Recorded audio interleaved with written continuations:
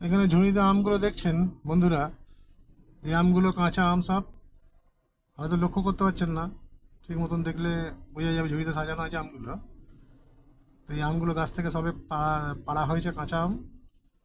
তো একেই হিমসাগর বলে চালানো হয়, এবং এগুলো এখন ঝুড়িতে সাজানো হবে, সাজিয়ে তারপর মাঝে মাঝে কার্বাইড দিয়ে, কার্বাইডের গরমে পাকানো হবে। তো ওইগুলো পাকানোর পর ওইগুলো বাজারে যাবে, তারপর আমরা কিনবো, খাবো।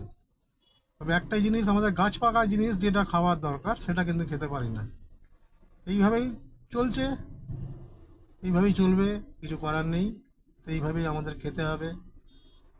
হ্যাঁ, যেটা যে কার্বাইডটা দূষিত জিনিস, সেটা দিয়েই পাকানো হয়, সেটাই আমাদের খেতে হয়। এখন কিছু করার নেই, আমরাও খাচ্ছি, আপনারাও খাচ্ছেন, সবাই খাচ্ছি। তো এইভাবেই চলতে চলবে, আর কিছু করার নেই। চলো বন্ধু, ঠিক আছে, দেখে রাখো, যদি ভালো লাগে লাইক শেয়ার করবে, সাবস্ক্রাইব করবে।